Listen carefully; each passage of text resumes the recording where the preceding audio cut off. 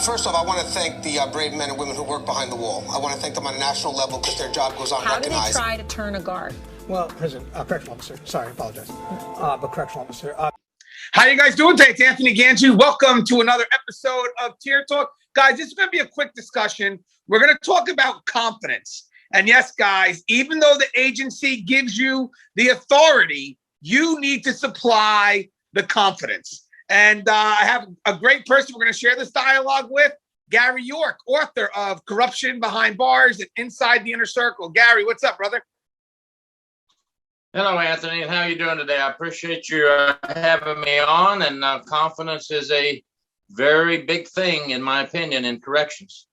Yeah, it's definitely something that makes us more effective for anyone who works in corrections, but definitely, particularly our COs out there. Now, guys, if you haven't, the show Tier Talks to you brave men and women that work in corrections, so please subscribe, interact, engage, comment, hit that bell. Bell's going to notify you every time I post a video. We're going to go to our sponsor. When we come back, we're going to talk about confidence and how that needs to be partnered with our authority to truly be effective. Stand by. I wanted to attend a university that had an intelligence program. I wanted to look at problems different. I wanted to increase my critical thinking abilities. AMU offered those avenues to expand.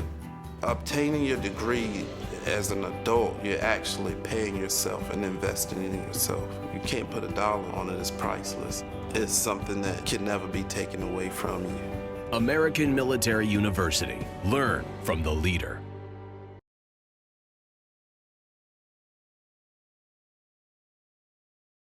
All right, and we are back. Now, Gary, real quick, there are some people that are given authority and don't have the confidence. And for me, I think inmates are automatically going to pull those individuals out and play them, correct? I mean, that's quick and simple, correct? Correct. You have to have confidence. Now, confidence is the key to maintaining your professionalism as well, and also doing your job correctly.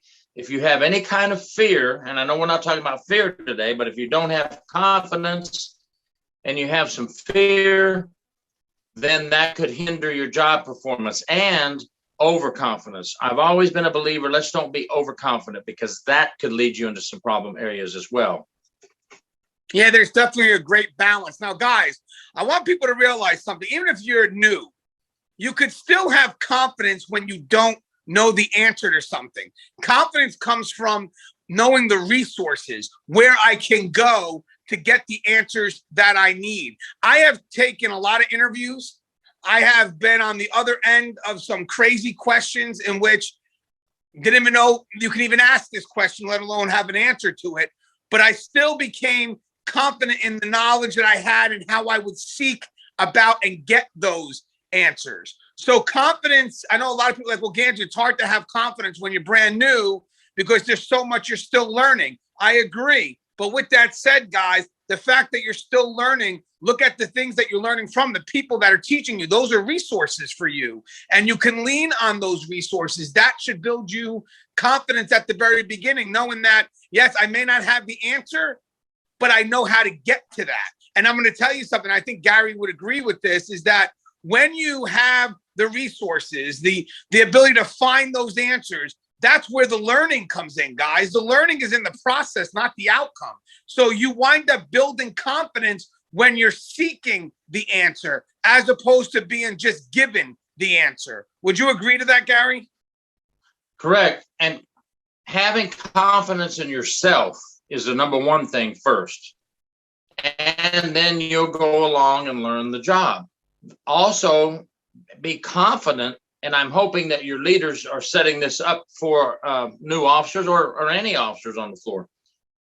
Have confidence that there's always someone you can go to. I can go to my senior officer and talk to him. I can go to this officer over here. Or I could go to my sergeant and ask them a question, and they will lead me in the right direction.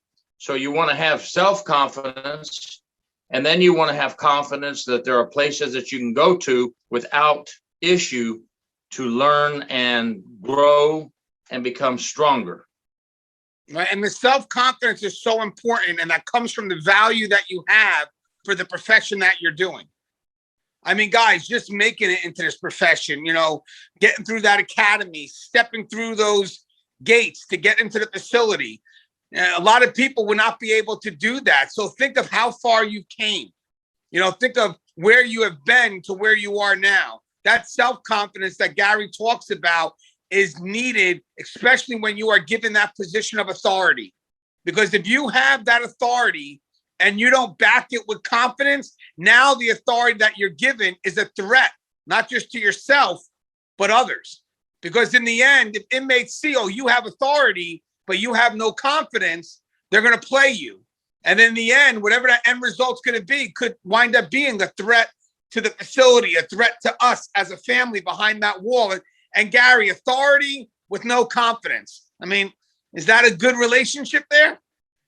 Authority with no confidence is spotted by everyone. You may not think it's spotted. You may think, I'm going to shield this. I'm not sure about this, but let me put my authoritative look on my face or put some words out that sound authoritative. Folks, that people see through that, and inmates see through that.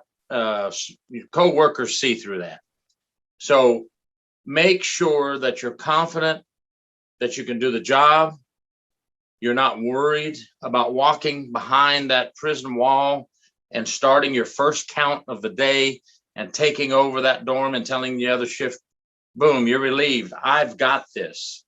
That's confidence. Boom, you're relieved. I've got this. You guys get some rest. See you when you come back tonight. Have that confidence in yourself, and then that authority will just automatically flow, and you'll be like, wow, that's working out pretty good for me. Yeah, I love that, Gary, because it really does come from the routine of what you're doing every day. Obviously, taking a step back, learning, understanding the role. And I literally mean, guys, understanding the role, not the simple way out. You're talking about why. Why do we do it that way? Ask the why. Once you get a better understanding, guys, the confidence starts to come into play, because eventually these things that you may have had a concern with today, well, tomorrow you won't, because now you've learned the routine. You got an understanding of why, and look how slow that confidence starts to build. But ultimately, at the very beginning for me, my confidence came from those who I connected myself to, because again, I was lost, so I'm trying to find my way. But here's the funny thing, guys, even though I may have felt lost, I was never truly lost. I always had that North Star. I always had someone that can guide me to where I needed to be. And that gave me the confidence I needed to embrace the authority that I was given. So again, just to kind of come to a close here, when you get this job, you're going to be given a very high level of authority. That authority is something that is really, it's a very powerful tool. It's a powerful tool when partnered with the right tools, because it's not just something that can stand alone. It's something that needs to be connected to, again, confidence, being fair, firm, consistent, the whole route. But in the end, guys, it's confidence that is something that you yourself have to bring to the table, that you yourself have to cultivate the whole way through. Would you agree with that, Gary, in closing? Yes, I do. And since you mentioned that, I want to put one thing out there. Never think that you're losing authority or confidence because there's something you don't know or you're not sure of. If you don't know it, go to your policies and procedures and check it out, or go to someone and ask.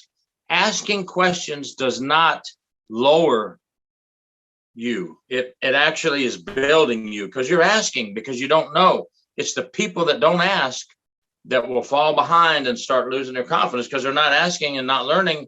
And now what? They're kind of stuck in this cycle, and they feel like they're on an island by themselves.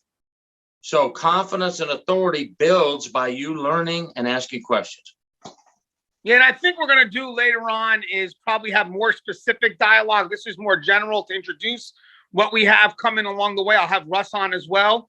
But guys, confidence comes through the process, through everyday learning, and maybe once in a while getting a little lost, but then navigating your way back. So again, guys, confidence is key. It connects with the authority so you can truly be effective. And in the end, guys, if you have authority with no confidence, in my mind, you're a threat. You're a threat to the facility. You're a threat to your peers because, again, authority with no confidence, you become a huge target. Now, especially, and this could be another dialogue later on, especially if you're a supervisor and you have authority and no confidence. We can go all day with that. All right, guys, as always, the show is Tear Talk. If you haven't, please subscribe, interact, engage, comment, hit that bell. Bell's going to notify you every time I post a video. Stay safe.